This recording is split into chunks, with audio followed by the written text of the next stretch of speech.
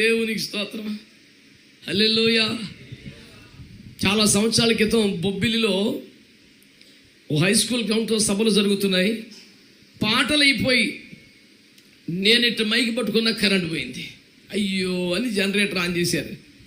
4 పరిచయ మాటలు చెప్పేలోపు పెద్ద శబ్దంతో జనరేటర్ పేలిపోయింది. ఇక పల్లెటూరులో మళ్ళీ ఇంకొక జనరేటర్ తెచ్చిపెట్టి అంత సీను ఇక జరిగి సచ్చే పని కాదు. ఆ కన్వీనర్ గజగజలాడుతున్న ప్రజలందరూ బాధగా చూస్తున్నారు. దేవుని కృపను బట్టి ఆ రోజు పండు వెన్నెల రాత్రి నేను మెల్లిగా స్టేజి చివరకు వచ్చి ప్రజలందరినీ చుట్టూ అర్ధచంద్రాకారంలో కూర్చోబెట్టుకొని సుమారు ఒక 1200-1300 మంది ప్రజలు ఉంటారు. అప్పుడు నేను కనపడుతున్నానంటే మంచి వెన్నెల కదా కనపడుతున్నా.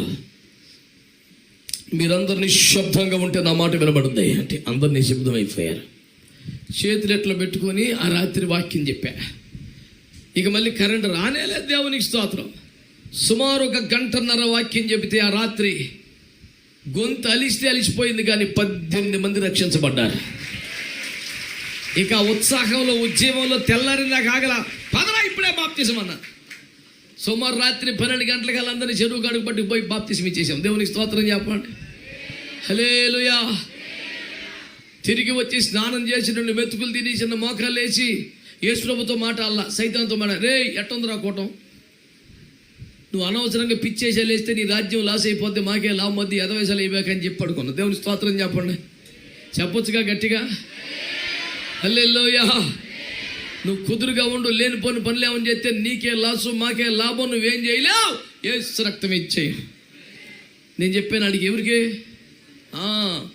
చెప్పాను అడిగి, రే పౌలయ్య గారు శుభ్రంగా సేవ చేసుకుంటున్నారు, వీధుల్లో వాక్యం చెప్పుకుంటున్నారని చెత్తకొట్టి తీసుకెళ్ళి జైలు వేసావు. కరడు కట్టిన ఖైదీలందరూ ఒక్క రాత్రిలో మారిపోయారు. లాభం నీకా మాకా అని అడిగా. స్తోత్రం చెప్పండి. దొంగ పనులు చేస్తానికి, దుర్మార్గాలు చేస్తానికి, హత్యలు చేస్తానికి, దోపిడీలు చేస్తానికి, నానా దుర్మార్గాలు చేస్తానికి సైతాన్ గారి చేతుల్లో ఒక్క నేరస్తులేడు. మొత్తం మంది రేసే బిడ్డలు అయిపోయారు. రేపు నుంచి అల్లర్లు గలాటాలు చేద్దామంటే ఆడు తాలూకా బ్యాచే లేదు, ఖాళీ అయిపోయింది. మొత్తం అందరూ మారిపోయింది. నన్ను పరిశుద్ధుల జోలికి రాబాకరా, నీకే లాసు, వాళ్ళని ఇబ్బంది పెడదామని నీ రాజ్యమే లాస్ అయిపోద్ది, నీ ఇష్టం మరి అని చెప్పా. ప్రభువుకు స్తోత్రం చెప్పొచ్చుగా. మీ సూపులు ఎట్టున్నట్టు ఎందుకు లేని అనవసరంగా ఆడుతూ పెట్టుకుంటావు, ఏదో చల్లగా మన పని మనం చేసుకుంటూ పోదాం. అట్లాంటి పిరుగోళ్ళందరూ ఎటో కడుకోండి. మాకట భయలేవు, యేసు రక్తం వేయించేయి. ఎవడు భయపడి వణుకుచున్నాడో వాడు త్వరగా గిలాదు కొండ దిగిపోవాలి అని వాక్యంలో ఉంది. దమ్ము ధైర్యం గట్టు ఉన్నవాడు ఉండండి. ఓ పిరికి సరుకు యేసు రక్తం వేయించేయి.